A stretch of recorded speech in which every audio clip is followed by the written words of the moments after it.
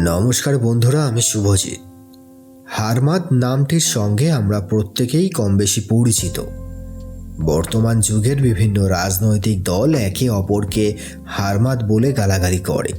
এই হারমাদ আসলে কি, এই নিয়েই আমাদের আজকের গল্প। গল্পটি লিখেছেন বিখ্যাত সাহিত্যিক প্রেমেন্দ্র মিত্র।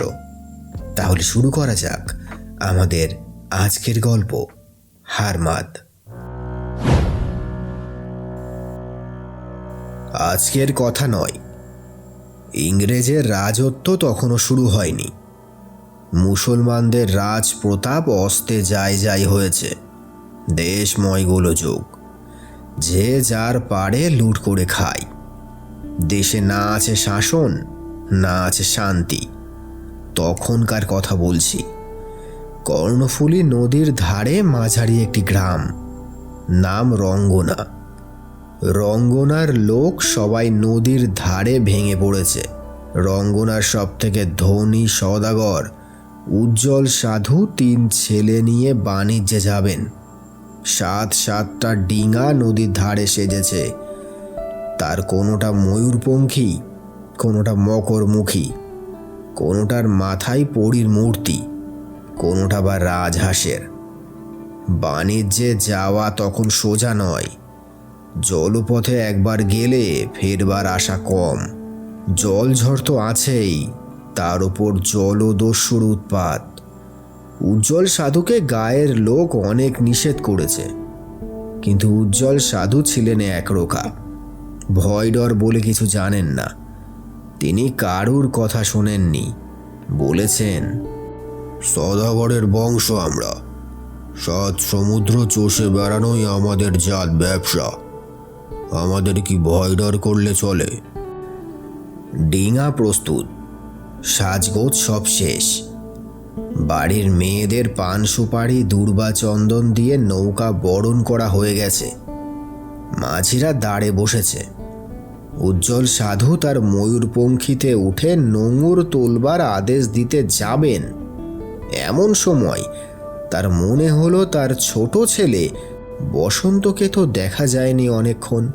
উজ্জ্বল সওদাগরের ৩ ছেলে, রূপকুমার, কাঞ্চন কুমার আর বসন্ত কুমার। লোকে বলে ৩টি ছেলে রূপে গুণে যেন ৩টি রত্ন। কিন্তু উজ্জ্বল সাধু ভুরু কুঁচকে বলতেন, ওফ, বসন্তটা ষাঁড়ের গোবর।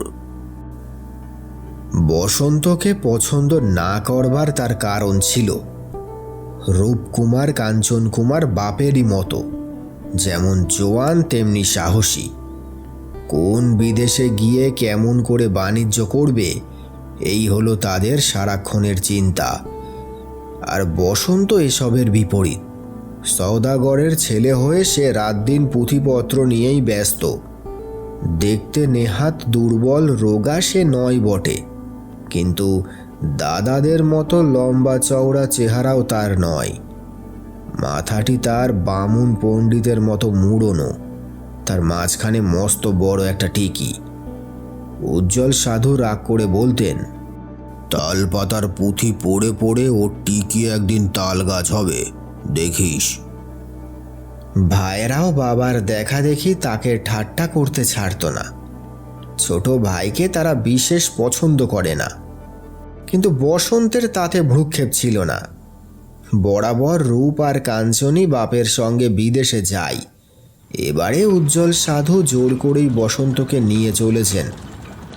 বিদেশ টিদেশ ঘুরে যদি তার পুঁথি পড়ার ব্যারাম সারানো যায় এই আশায়।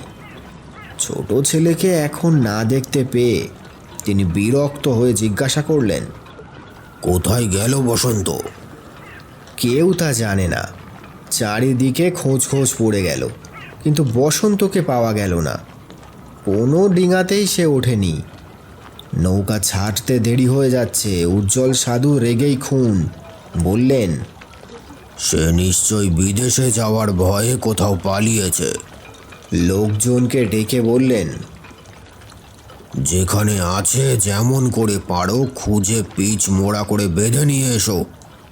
আমার ছেলে এমন ভীতু, ছি ছি ছি ছি, আমার মুখ দেখাতে লজ্জা করছে। কিন্তু বসন্ত পালায়নি।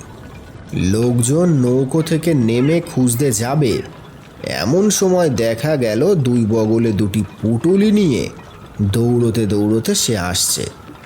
উজ্জ্বল সাধু ধমক দিয়ে বললেন, কোথায় ছিলি এতক্ষণ? বসন্ত মাথা নিচু করে বললে, আগে আগে একটা পুঁথি খুঁজে পাচ্ছিলাম না। পুঁথি? বাণিজ্যে যাবি তা তোর পুঁথির কি দরকার? রূপকুমার, কাঞ্চন কুমার আর নৌকার সব লোক হেসে উঠল। বসন্তর মুখে আর কথা নেই। উজ্জ্বল সাধু বললেন, কি আছে তোর পুটলিতে? খোল তো দেখি। কি আর করে, বসন্ত ধীরে ধীরে পুটলি দুটি খুললে।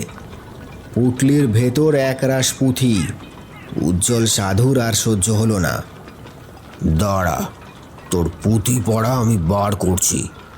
এই কথা বলে পুটলি দুটি নদীতে ছুঁড়ে ফেলে দিয়ে তিনি হাঁকলেন, তোলো, নোঙর তোলো।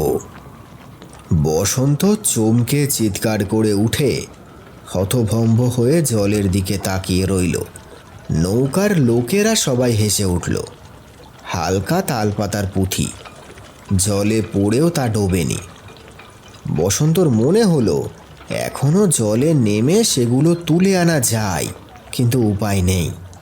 নোঙর তুলে ডিঙার সার তখন এগুতে শুরু করেছে। নানা দেশ, নানা বন্দর হয়ে ডিঙা যায়, কিন্তু বসন্তর মনে সুখ নেই। শুধু পুঁথির শোকেই সে যে বিষণ্ণ তা নয়, নৌকোর কেউ তাকে আমল দেয় না। দাদারা সব সময় তাকে নিয়ে ঠাট্টা করে, এও তার বড় দুঃখ। বসন্ত নৌকোর হালের কাছে গিয়ে বসে বলে, দাও না শ্রীধর, আমি একটু হালটা ধরি। শ্রীধর মাঝি একটু হেসে বলে, এ কি আপনার কাজ ছোট কর্তা? বসন্ত তবু জেদ করে, না না, আমি তোমায় দেখে শিখেছি যে। না না ছোট কর্তা, তা কি হয় নাকি? শেষকালে নৌকো সামলানো দায় হবে। রূপ আর কাঞ্চন তো সুবিধে পেলে বসন্তকে অপ্রস্তুত করতে ছাড়েই না। মাঝ রাতে বসন্ত ঘুমিয়ে আছে। হঠাৎ দুভাই শশব্যস্তে এসে তাকে ঠেলা দিয়ে জাগিয়ে বলে, ওট ওট, শিগগিরই ডিঙায় হারমাদ আসছে। হারমাদ নাম শুনে বসন্ত ধড়মড় করে উঠে বসে। হারমাদ সে চোখে এখনো দেখেনি, কিন্তু মাঝি মাল্লার সকলের কাছে এই বিদেশি জলদস্যুদের নির্মমতার কাহিনী শুনে শুনে তাদের সম্বন্ধে তার ধারণা আর অস্পষ্ট নেই। বাঘের চেয়ে হিংস্র, সাপের চেয়েও এই মানুষের চেহারার পিশাচেরা যেখানে নামে সেখানে কি সর্বনাশ করে তা স্মরণ করে শিউরে উঠে বসন্ত বলে, কি করব দাদা? রূপ আর কাঞ্চন তার হাতে একটা বল্লম গুজে দিয়ে বলে, তুই চুপি চুপি উপরে উঠে গিয়ে মাঝিদের সব জাগিয়ে দিকে যা। আমরা নিচের থেকে অস্ত্রশস্ত্র নিয়ে যাচ্ছি। যা, তাড়াতাড়ি যা। হারমাদের দল এসে পড়লো বলে আমরা দূর থেকে আলো দেখে নিচে নেমে চলে এসেছি। ব্যস্ত হয়ে বসন্ত বল্লম হাতে নৌকার খোল থেকে উপরে উঠে যায়। অন্ধকার রাত। নদীতে নোঙর ফেলে নৌকার পাটাতনের ওপর যে যার জায়গায় মাঝিরা ঘুমাচ্ছে। শুধু হালের কাছে একজন প্রহরী পাহারায় দাঁড়িয়ে। বসন্ত সামনে যাকে পাই প্রাণপণে ঠেলা দিয়ে বলে, ওঠো ওঠো, হারমাদ আসছে। হারমাদ নাম শুনে সে এবং আরও দু একজন ধড়মড় করে উঠে পড়ে। তারপর এদিকে ওদিকে চেয়ে একজন হেসে উঠে বলে, কে, ছোট কর্তা নাকি? ও, তাই তো ভাবি, এত রাত্রে হারমাদ এলো কোথা থেকে? তা আসুক না, হারমাদ আসুক, কোনো সমস্যা নেই, আপনার ভয় নেই, আমরা আছি, আপনি ঘুমন গে যান। বসন্ত উত্তেজিত হয়ে বলে, কি আজে বাজে বকছো? হারমাদদের সুলুপের আলো দেখা গেছে, শিগগির ওঠো সব। মাঝিরা সবাই হেসে ওঠে। একজন বলে, হারমাদরা আপনার বল্লম দেখে পালিয়েছে কর্তা, এ রাত্রে আর আসবে না। বসন্ত আরও কিছু হয়তো বলতো, কিন্তু পেছনে হাসির শব্দ শুনে দেখে রূপ ও কাঞ্চন হাসির চোটে পরস্পরের গায়ে ঢলে পড়ছে। এইবার সমস্ত ব্যাপারটা বুঝে অত্যন্ত অপ্রতিভ হয়ে বসন্ত মাথা নিচু করে নেমে যায়। কিন্তু একদিন রূপ ও কাঞ্চনের ঠাট্টা সত্যি হয়ে উঠবে তা কে জানত। সওদাগরের বাণিজ্য শেষ হয়েছে। 7টি ডিঙা নানা বন্দর দেশ ঘুরে দেশের মুখে চলেছে। দিন 10 বাদেই দেশে ফিরতে পারবে জেনে মাঝিদের আর আনন্দের সীমা নেই। কর্ণফুলীর মুখে হারমাদের ভয়। সে উজানটেক নির্বিঘ্নে পার হয়ে এসে তাদের আশা ও সাহস বেড়ে গেছে। সকলের ধারণা এ দফায় আর বিপদ ঘটবে না। এমন সময় একদিন দুপুরবেলা বিনা মেঘে বজ্রপাত হয়। বিস্তীর্ণ নদী, এপার থেকে ওপার দেখা যায় না।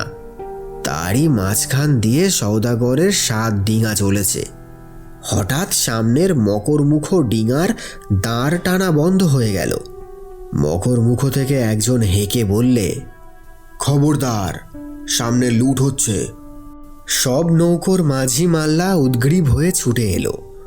দেখা গেল সামনে কোনো হতভাগ্য সওদাগরের 3টি নৌকায় আগুন ধরেছে। নদীর মাঝখানে সেই 3টি জ্বলন্ত নৌকো থেকে অসহায় মাঝি মাল্লা প্রাণ বাঁচানোর জন্য জলে ঝাঁপিয়ে পড়ছে। কিন্তু জলে পড়েও তাদের নিস্তার নেই। 5টি জলদস্যুদের সুলুপ থেকে জলের লোকেদের ওপর নির্মমভাবে হারমাদরা তীর ছুটছে। উজ্জ্বল সাধুর 7 ডিঙায় শোরগোল পড়ে গেল। উজ্জ্বল সাধু পাগলের মতো ছোটাছুটি করে মাঝিদের নৌকার মুখ ফিরিয়ে অন্যদিকে যাবার ব্যবস্থা বলে দিতে লাগলেন। নৌকার খোল থেকে অস্ত্রশস্ত্র সব ওপরে এনে মাঝিদের মধ্যে ভাগ করে দেওয়া হলো। তারপর নৌকোর মুখ ফিরিয়ে প্রাণপণে সবাই দাঁড় টানতে লেগে গেল। হারমাদরা অনুসরণ শুরু করার আগে কিছু দূর এগিয়ে যেতে পারলে হয়তো এ যাত্রা রক্ষা পাওয়াও যেতে পারে, কিন্তু তা হবার নয়। হঠাৎ সমস্ত নদী কাঁপিয়ে বন্দুকের আওয়াজ শোনা গেল। হারমাদরা আক্রমণ করার আয়োজন করছে। উজ্জ্বল সওদাগর চিৎকার করে বললেন, প্রাণপণে দাঁড় টানো মাঝিরা সব, এ যাত্রা বাঁচলে সবাই ডবল মাইনা পাবে। কিন্তু মাঝিদের পুরস্কারের লোভ দেখাবার দরকার ছিল না। তারা প্রাণের দায়ে তখন সমস্ত শক্তি দিয়ে দাঁড় টানছে। হারমাদদের সুলুপগুলি তখন একসার হয়ে অনুসরণ আরম্ভ করেছে। বহুদূর পর্যন্ত এইভাবে অনুসরণ চলল। হারমাদদের নৌকাগুলি তখনও সমানে পেছনে আছে, কিন্তু মাঝিরা কতক্ষণ এক নাগাড়ে প্রাণপণে দাঁড় টানতে পারে। হারমাদের নৌকোয় লোকবল অনেক বেশি। ধীরে ধীরে দেখা গেল তারা এগিয়ে আসছে। সন্ধ্যার কাছাকাছি আর তাদের এড়ানো গেল না। তারা প্রায় 50 গজের মধ্যে এসে পড়েছে। সওদাগরের 7 ডিঙার ওপর তারা সেকালের গাদা বন্দুক ছুড়তে শুরু করল। সওদাগরের ডিঙায় মাত্র একটি বন্দুক। উজ্জ্বল সাধু নিজে সেই বন্দুক ছুঁড়ে তাদের গুলির জবাব দিলেন। কিন্তু এমন করে আর কতক্ষণ চালানো যায়? দেখতে দেখতে বড় বড় মশাল জেলে হারমাদরা তাদের সুলুপগুলি একেবারে সওদাগরের 7 ডিঙার মাঝখানে নিয়ে এসে ফেলল এবং বড় বড় কাঁচি দিয়ে সওদাগরের ডিঙাগুলির সঙ্গে তাদের সুলুপ শক্ত করে বেঁধে তরোয়াল ও বন্দুক নিয়ে নৌকার ওপর লাফিয়ে পড়ল। এইবার যে ব্যাপার শুরু হলো তার আর বর্ণনা হয় না। তখনও ভালো করে সন্ধে হয়নি। আকাশের আবছা আলোয় কিছু দূর পর্যন্ত দেখা যায়, কিন্তু হারমাদদের মশালের আলোয় চোখে এমন ধাঁধা লাগে যে অন্ধকার আরও গাঢ় বলে মনে হয়। সেই অস্পষ্ট অন্ধকারে মশালের লাল আলোয় বিস্তীর্ণ নদীর ওপর অসংখ্য মানুষের চিৎকার, তরোয়ালের ঝনঝনা, বন্দুকের আওয়াজ মিলে এক ভয়ঙ্কর জগৎ সৃষ্টি করে তুলল। হারমাদদের বিশাল যমদূতের মতো চেহারা, গায়ে তাদের লাল কুর্তা, মাথায় কারো কালো টুপি, কারো কাপড় দিয়ে আঁট করে চুল পেছনে টেনে বাঁধা, পরনে তাদের রক্তাক্ত প্যান্টুলুন। সংখ্যায় তারা যেমন বেশি, অস্ত্রশস্ত্র তাদের তেমন জবর। তাদের অধিকাংশেরই কাছে বন্দুক ও পিস্তল। হাতাহাতি লড়াইয়ে আপাতত সে বারুদ গাদা পিস্তল ছোড়ায় বিশেষ সুবিধে না হলেও সওদাগরের ডিঙার লোকেরা তাদের হিংস্র আক্রমণ প্রতিরোধ করতে পারছিল না। দলে দলে ডিঙার লোক মারা পড়ছিল। দেখতে দেখতে সওদাগরের মকর মুখর ডিঙায় হারমাদরা আগুন ধরিয়ে দিলে নদীর জল সে আলোয় লাল হয়ে উঠল। উজ্জ্বল সাধু এবার বন্দুক ফেলে উন্মত্ত হয়ে তরোয়াল নিয়ে অস্তুর উপর ঝাঁপিয়ে পড়তে গেলেন, কিন্তু শ্রীধর মাঝি রূপ ও কাঞ্চন মিলে তাকে জোর করে ধরে রাখল। শ্রীধর বললে, আর যুদ্ধ করে লাভ কি বলুন? এবার আত্মসমর্পণ না করে উপায় নেই। কিন্তু উজ্জ্বল সাধু আত্মসমর্পণ করতে কিছুতেই রাজি নন। হারমাদদের হাতে বন্দী হয়ে কৃতদাস রূপে বিক্রি হওয়ার চেয়ে যুদ্ধ করে মরাই ভালো বলে তিনি তাদের হাতে ছেড়ে দিতে বললেন। শ্রীধর তবু বুঝিয়ে তাকে রাখবার চেষ্টা করছিল। এমন সময় দুজন হারমাদ হঠাৎ সেদিকে এগিয়ে এসে তাদের আক্রমণ করলে রূপ বন্দুকটা তুলতে গিয়ে দেখে বন্দুক নেই। কখন কে সরিয়ে নিয়েছে কেউ তা দেখেনি। শ্রীধর ও উজ্জ্বল সাধু তরোয়াল তুলে ধরলে উজ্জ্বল সাধুর তলোয়ারের ঘায়ে একজন হারমাদের হাতের অসি পড়ে গেল, কিন্তু অপর একজনের এক ঘায়ে শ্রীধরকে অস্ত্রচ্যুত করে উজ্জ্বল সাধুর উপর তরোয়ার উঁচিয়ে ধরল। হঠাৎ গুড়ুম করে এক শব্দ, হারমাদের হাতের তরোয়াল হাতেই রয়ে গেল। কাঁটা কলা গাছের মতো সে ডিঙার উপরে পড়ে গেল। আর একজন হারমাদ তখন মাটি থেকে একটি বল্লম তুলে নিয়ে উজ্জ্বল সাধুর বুক লক্ষ্য করে ছোড়বার উদ্যোগ করছে, কিন্তু তারও হাতের বল্লম হাত থেকে আর ছুটল না। আবার এক বন্দুকের আওয়াজ, সঙ্গে সঙ্গে সে লুটিয়ে পড়ল। উজ্জ্বল সাধু অবাক হয়ে চারিদিকে চেয়ে দেখলেন, কোথা থেকে কে বন্দুক ছুড়ছে কিছুই দেখা যায় না। বেশিক্ষণ অবশ্য খোঁজবার সময় তার রইল না।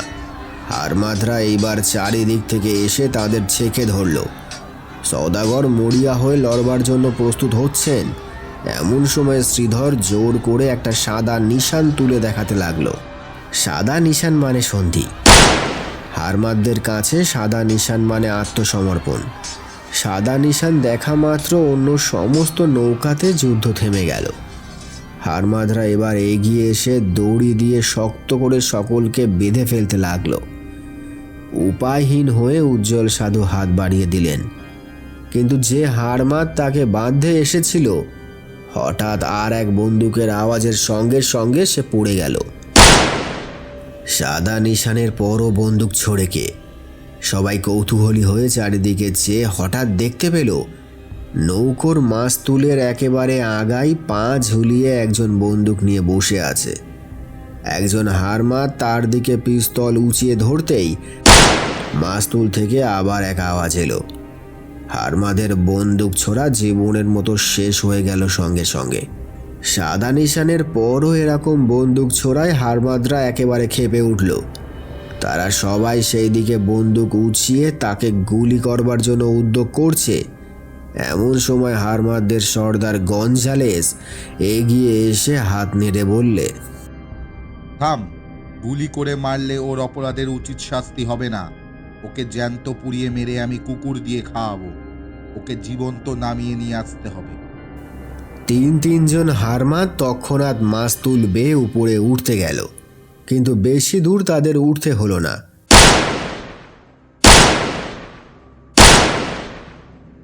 এক এক করে তিনজনেরই মৃতদেহ মাস্তুলের তলায় লুটিয়ে পড়ল। আরও তিনজন তারপর মাস্তুলে উঠতে গিয়ে সেই দশায় প্রাপ্ত হলো। গঞ্জালেস উন্মত্ত হয়ে বললে, মাস্তুল কুরুল দিয়ে কেটে ফেলো। মাস্তুলের তলায় তৎক্ষণাৎ হারমাদরা কুরুল দিয়ে কোপ দিতে শুরু করলে। দেখতে দেখতে মরমর করে মাস্তুল ভেঙে জলে পড়ল।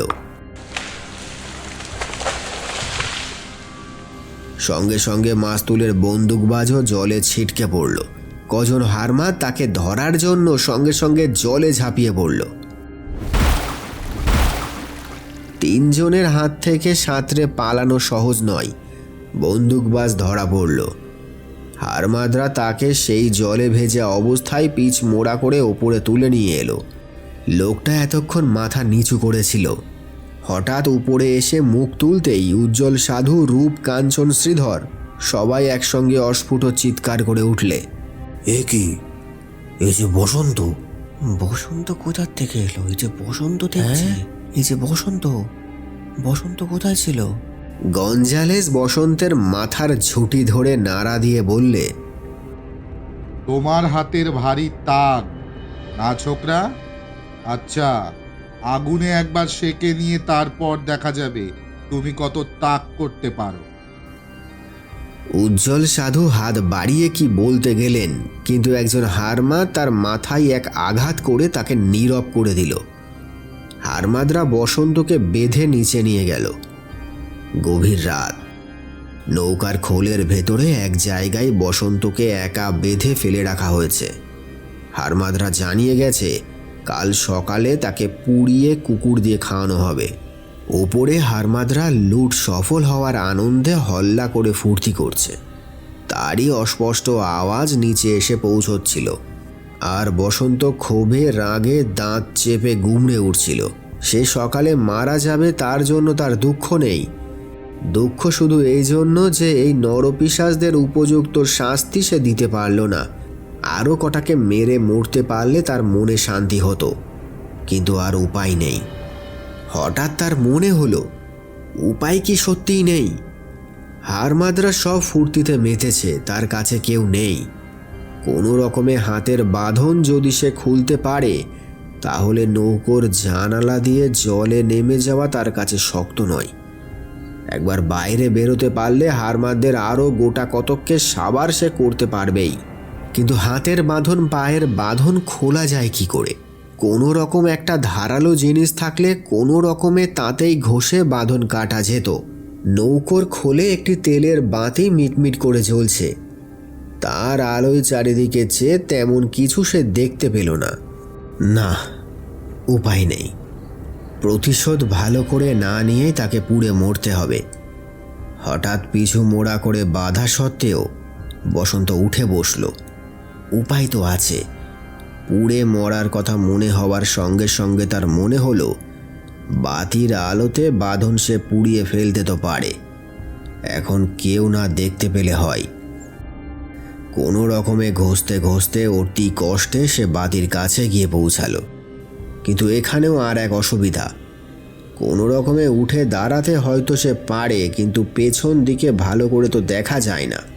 হাতের বাঁধন পোড়ার সঙ্গে সঙ্গে তার সমস্ত হাত পুড়ে উঠল। অসহ্য যন্ত্রণায় তার মুখ বিকৃত হয়ে উঠল, কিন্তু সে ছাড়ল না। বাঁধন যখন পুরো ছিঁড়ে গেল তখন তার হাত পুড়ে কালো কালো ফোসকা হয়ে গেছে। কিন্তু সেদিকে ভ্রুক্ষেপ করবার তার সময় নেই। ক্ষিপ্র হাতে পায়ের বাঁধন খুলে ফেলে বসন্ত খোলের জানালা দিয়ে ধীরে ধীরে বাইরে জলে নেমে পড়ল। জলে পড়ার সঙ্গে সঙ্গে তার হাতের যন্ত্রণায় প্রথমে মনে হলো সে বুঝি অজ্ঞান হয়ে যাবে। কয়েক মিনিটে সে যন্ত্রণা একটু সামলে নিয়ে নৌকোর ধার দিয়ে নিঃশব্দে সাঁতরে যেতে যেতে সে নিজের কর্তব্য স্থির করে নিল। সমস্ত হারমাদ নৌকোর উপর উৎসবে মত্ত। একজন শুধু হাল ধরে নদীর স্রোতে ধীরে ধীরে নৌকাগুলি চালিয়ে নিয়ে চলেছে। অন্ধকার রাত্রি। নদীর ওপর এক হাত দূরের জিনিস ভালো করে দেখা যায় না। আস্তে আস্তে সাঁতরে গিয়ে হালের কাছে বসন্ত আবার নৌকো ধরল। ধীরে ধীরে সে নৌকোর গা বেয়ে ওপরে উঠে গেল। হালে বসে ঝিমোতে ঝিমোতে একজন মাত্র হারমাদ নৌকো চালাচ্ছে। কাছে কেউ কোথাও নেই। এই একজনকে কাবু করতে পারলে হয়, কিন্তু কেমন করে তা সম্ভব? গায়ে তার অত জোর নেই যে এই যমদূতের মতন চেহারার মানুষকে সে কাবু করে ফেলতে পারে। অস্ত্র শস্ত্র তার সব কেড়ে নেওয়া হয়েছে। কোনো রকমে হারমাদ মাঝির কোমর বন্ধ থেকে তার তরোয়ালটা খুলে নেওয়া যদি যায় তাহলে কিছু করা যায়। মাঝির পেছনে গুড়ি মেরে বসে বসন্ত নিঃশব্দে হাত বাড়িয়ে দেখলে সে তরোয়াল নেওয়া শক্ত। লোকটা ঝিমুচ্ছে, কিন্তু একেবারে ঘুমোয়নি।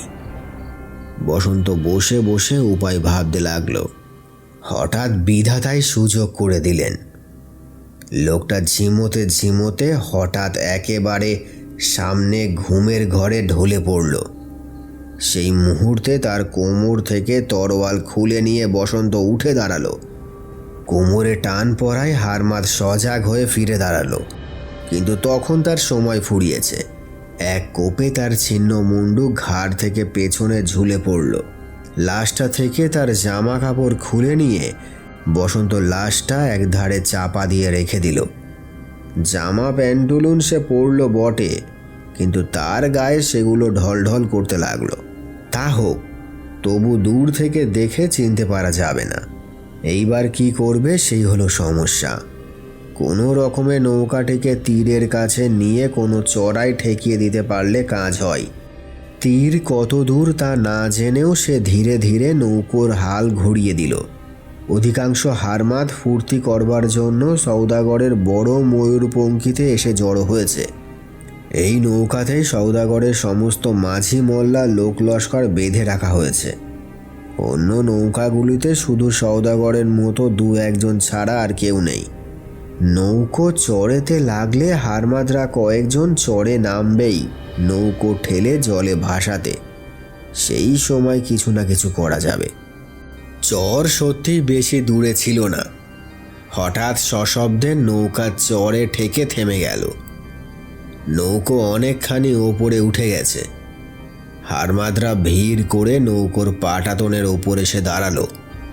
গঞ্জালেস ক্রুদ্ধ হয়ে জিজ্ঞাসা করলে, এই কুকুর সেবাস্টিয়ান, নৌকা চড়ে ঠেকলো কেন? মুখে কাপড় পুড়ে অসম্ভব ভারী গলায় হারমাদদের স্বর অনুকরণ করে বসন্ত বললে, কসুর হয়ে গেছে সর্দার, টের পাইনি। অন্য সময় হলে কি হতো বলা যায় না, কিন্তু এ সময় গঞ্জালেসের মেজাজ ভালো ছিল। আর কিছু না বলে সে আদেশ দিলে, শিগগিরই নেমে গিয়ে নৌকা ঠেলে জলে ভাসাও। হারমাদরা সবাই মদ খেয়ে উন্মত্ত হয়েছিল।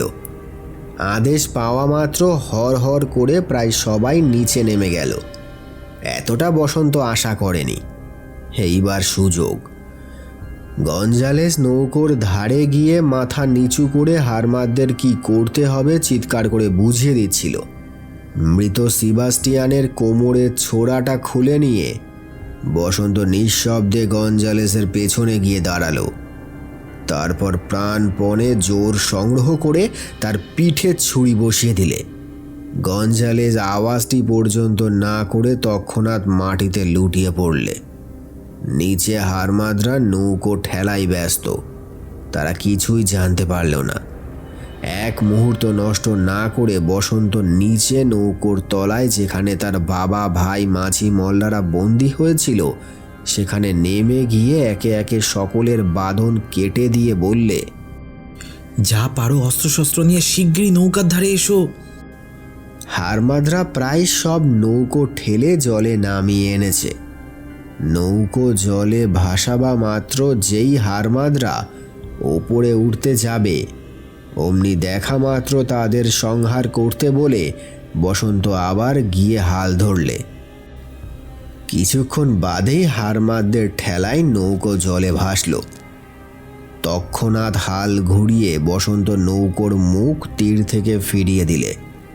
হারমাদরা প্রথমটা থতমত খেয়ে তারপর নৌকোয় উঠবার চেষ্টা করতে গিয়ে দেখল সামনে সমস্ত সওদাগরের মাঝি মাল্লা তরোয়াল বল্লম বন্দুক উঁচিয়ে দাঁড়িয়ে আছে। যে কজনে সত্ত্বেও উঠবার চেষ্টা করল, তাদের পরিণাম দেখে অন্যান্য দস্যুরা আর সে চেষ্টা করতে সাহস করল না। নৌকোর মুখ ফিরিয়ে বসন্ত কিছুক্ষণের মধ্যে তাকে একেবারে হারমাদদের নাগালের বাইরে এনে ফেলল। হারমাদদের অন্যান্য নৌকো অন্ধকারে এসব কিছুই জানতে না পেরে অন্যদিকে চলে গেছে। সামনে আর কোনো বিপদ নেই। ধনরত্ন ও কটা নৌকো গেছে যাক।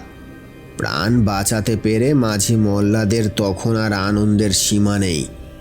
তারা বসন্তকে নিয়ে কি যে করবে ভেবে পায় না।